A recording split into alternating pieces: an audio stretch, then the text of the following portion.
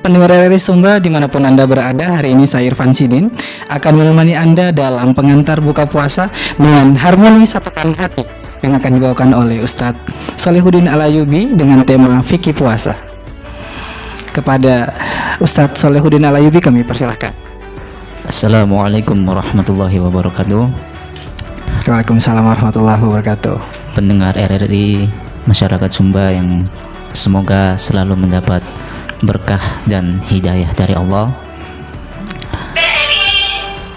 Ada hal menarik ketika kita berbicara tentang puasa, karena puasa ini adalah ibadah setahun sekali, yang dimana semua orang muslim, hampir semua, saya yakin semua pasti menunggu-nunggu bulan suci Ramadan, karena bulan suci Ramadan kalau bisa kita bilang adalah bulan yang dimana pahala-pahalanya diobrol oleh Allah.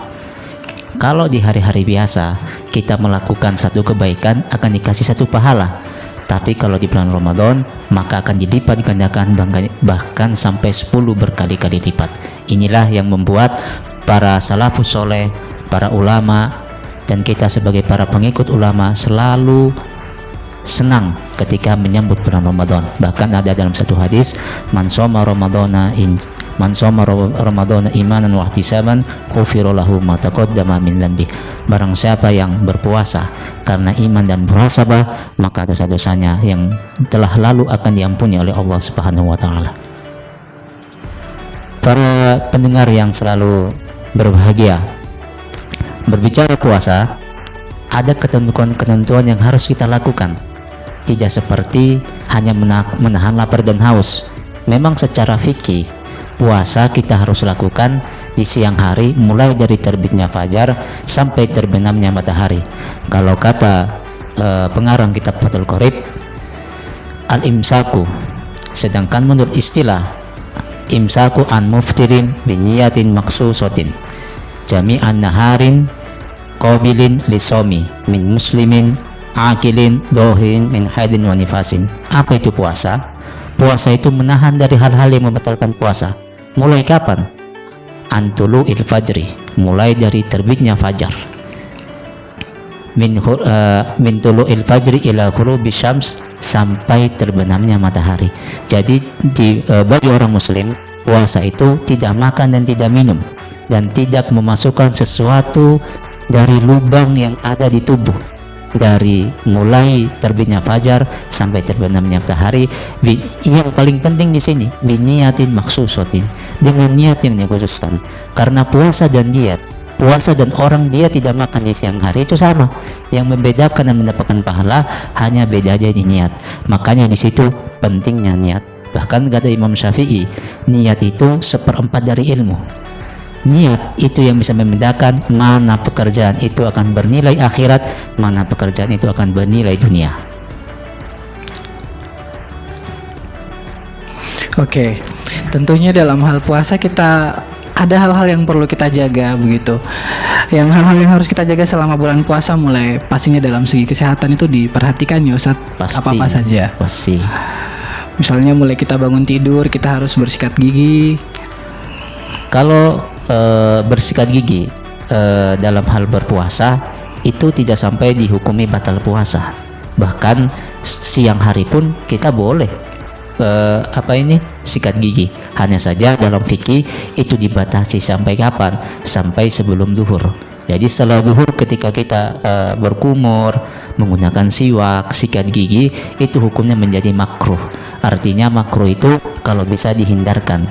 Kalau sampai hal-hal itu bisa menyebabkan batal puasa, contoh sikat gigi yang dikhawatirkan nanti air itu akan tertelan, maka itu bisa menjadi haram yang akan membuat batalnya suatu puasa.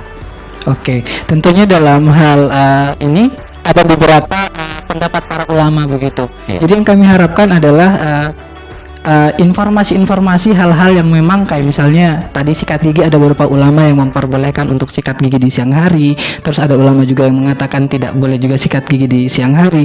Lantas kayak hukum-hukum lain, hal-hal yang dapat membatalkan puasa tapi yang sekarang lagi tren di masyarakat kayak misalnya keramas di siang hari. Nah, kami ingin masyarakat ini tentunya ingin mengetahui hukum-hukum tentang hal-hal itu tersebut. Mungkin bisa dijelaskan Ustaz. Kadang kita mengerti suatu hukum, contoh dalam berpuasa bukan karena kita belajar, tapi katanya kata orang, dia bilang, dong bilang, dan lain sebagainya. Kita tidak pernah membaca literatur yang menerangkan, atau kita duduk di majelis, kita belajar dengan ustadz untuk belajar tentang hal-hal ibadah. Contoh, ketika saya kecil, katanya kalau menangis bisa batal puasa, kalau mandi keramas di siang hari katanya bisa batal puasa, bahkan kalau telan air ludah katanya bisa membatalkan puasa. Benar sekali, betul. Itu kan hal-hal yang kita tahu dari katanya, bukan karena kita belajar. Nah, perlu digarisbawahi, sebenarnya hal-hal yang membatalkan puasa itu apa saja bisa, karena puasa itu yang membatalkan itu benda yang bisa masuk ke dalam tubuh,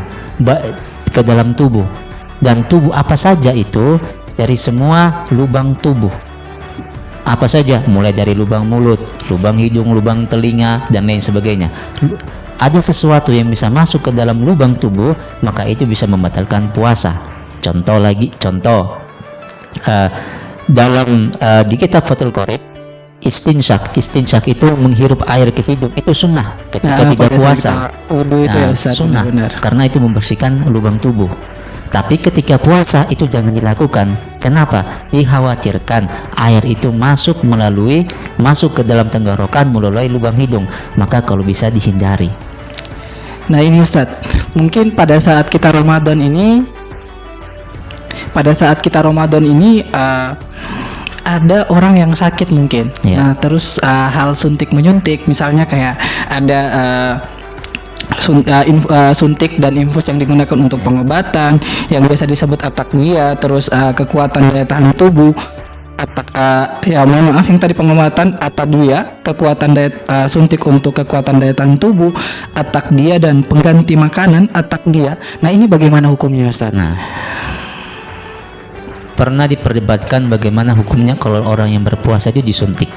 Nah, sedangkan suntik ini kan bukan memasukkan sesuatu cairan, tidak melalui lubang di dalam tubuh. Contoh, tidak melalui lubang anus, lubang dubur, lubang hidung, lubang telinga, lubang mulut, dan lain-lain. Nah, suntik ini kan menusuk dari kulit. Apakah membatalkan puasa? Nah, ulama itu memperinci lagi. Dilihat yang disuntik itu apa. Kalau yang disuntik itu obat, dan obat itu bukan membuat orang itu kenyang, menambah tenaga, maka itu sah-sah saja. Tapi kalau obat itu yang disuntik merupakan vitamin yang membuat badan itu kenyang, tambah tenaga, maka itu bisa bisa membatalkan puasa. Dan yang perlu digarisbawahi, kalau orang memang sudah butuh suntik berarti sakit. Orang sakit ngapain puasa? Itu kan memaksakan diri. Nah, padahal mereka orang sakit itu dapat ruksa sebenarnya. Benar. Terus ada lagi nih, karena yang namanya suami istri, yang namanya kehidupan suami istri kan butuh nih saling dekat dengan istri, saling dekat misalnya. Nah, kalau istri ataupun suami mencium istrinya itu boleh tidak Ustaz? Ketika berpuasa, dalam hal puasa, ketika berpuasa suami istri, apakah mencium saja. Kalau ciumnya hanya di testa, di pipi, tidak apa-apa. Tapi kata ulama, kalau bisa dihindari. Kenapa? Karena mengkhawatirkan akan berbuat lebih dari itu. Karena bagi suami istri yang berhubungan badan di siang hari, itu hukumannya sangat berat.